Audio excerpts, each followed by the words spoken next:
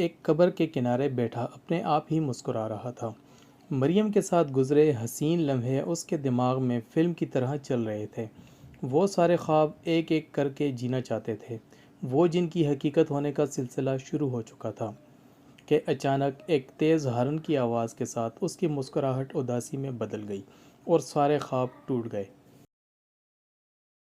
اس اندوناک حادثے نے اس کی پیاری بیوی مریم کو چھین لیا تھا۔ ان کی شادی کو صرف 7 ماہ ہوئے تھے اور مریم کی عمر صرف 22 سال تھی۔ آج مریم کی قبر پہ بیٹھا اس کی یادوں کو پیوست کر رہا تھا۔ تم ابھی صرف 25 سال کے ہو، ساری زندگی پڑی ہے تمہارے آگے، کب تک مریم کی یاد میں اکیلے رہو گے؟ اور تمہارے اس اکیلے پن مریم خوش ہوگی کیا؟ میری بات مانو، شادی کے لیے ہاں کر دو۔ اس کی ماں اس کی دوسری شادی کروانا چاہتی تھی۔ میں ابھی ذہنی طور پر تیار نہیں ہوں، اس نے کہا۔ آپ ہیرا کی شادی کی فکر کریں، اس کے بعد میں بھی مان جاؤں گا۔ ہیرا اس کی چھوٹی بہن کا نام تھا۔ بیٹے کی بات سنتے ہی ماں نے ہیرا کے رشتے دیکھنے شروع کر دیے۔ جلد ہی ایک بہت اچھے خاندان میں اچھی طرح چھان بین کے بعد شادی کر دی گئی۔ اب ماں نے اس سے دوبارہ شادی کی بات چھیڑی۔ وہ مان تو گیا، پر اس نے ایک شرط رکھ دی کہ کسی طلاق یافتہ لڑکی سے شادی کرے گا تاکہ کسی کی بے رنگ زندگی میں رنگ بھر سکے۔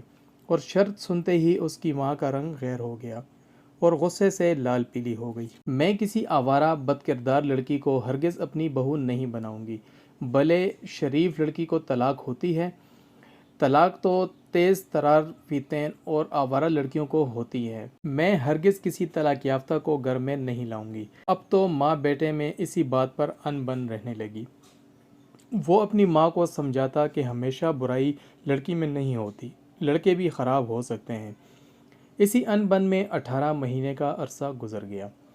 ایک دن اس کی بہن کے ساس سسر اور اس کی بہن گھر آئے۔ ہیرا بالکل ٹھیک لگ رہی تھی۔ ارے اچھا ہوا آپ لوگ آ گئے، میں کافی دن سے ہیرا سے ملنے کا سوچ رہی تھی لیکن آنا نہیں ہو پایا، ہیرا کی ماں نے کہا۔ اب سب کمرے میں موجود تھے۔ ہیرا کے سسر بولے، مجھے سمجھ نہیں آ رہا آپ لوگوں سے کیسے کہوں۔ دیکھیے بہن، ہیرا بہت اچھی لڑکی ہے، ہمیں اس سے کوئی شکایت نہیں، لیکن اب ہمارا بیٹا شاید اس کے قابل نہیں رہا۔ شادی کے کچھ مہینوں بعد سے میرا بیٹا نہ جانے کن لوگوں کے ساتھ بیٹھنے لگا۔ وہ نشے کا عادی بن چکا ہے، شراب نوشی بھی کرتا ہے اور پہلے تو صرف لڑائی جھگڑا کرتا تھا، اب ہیرا پر ہاتھ بھی اٹھانے لگا ہے۔ اسی وجہ سے ہم نے اسے گھر سے نکال دیا ہے اور بہت سوچ بچار کے بعد ہم نے یہ فیصلہ کیا ہے کہ آپ کی بیٹی کی زندگی خراب نہ کی جائے۔ اسے ہم اپنے بیٹے سے طلاق دلوا دیں گے اور خود اس کی شادی کسی دوسری جگہ کروائیں گے۔ ہم اپنے بیٹے کی وجہ سے بہت شرمندہ ہیں اور ہیرا کو اپنی بیٹی کی طرح کسی اور کے ساتھ رخصت کریں گے۔ وہ بولتے گئے اور اس کی ماں سکتے کی سی حالت میں بیٹھی سنتی رہی اور آنسو بہاتی رہی۔ اب اس کی اپنی بیٹی بھی طلاق یافتہ تھی اور طلاق یافتہ لڑکیوں کے لیے اس نے جو الفاظ ادا کیے تھے وہ اس کے کانوں میں گونج رہے تھے۔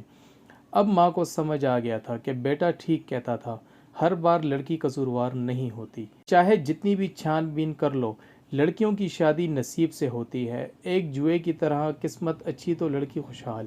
طلاق یافتہ ہونا کوئی برائی نہیں، یہ تو قسمت کے کھیل ہیں۔ اکثر برے سے برے اعمال والی لڑکیوں کے گھر بس جاتے ہیں اور اچھی سے اچھی لڑکیوں کے نہیں بس پاتے۔ تربیت سے پرکھیں، صرف اس وجہ سے کوئی رائے قائم کر لینا کہ طلاق یافتہ ہے بہت زیادتی ہے۔ معاشرے کا توازن برقرار رکھنے کے لیے ہمیں اپنی سوچ کشادہ رکھنے کی ضرورت ہے۔ طلاق یافتہ لڑکیوں کی دوبارہ شادی ہونے سے معاشرہ بے راہ روی سے بچے گا۔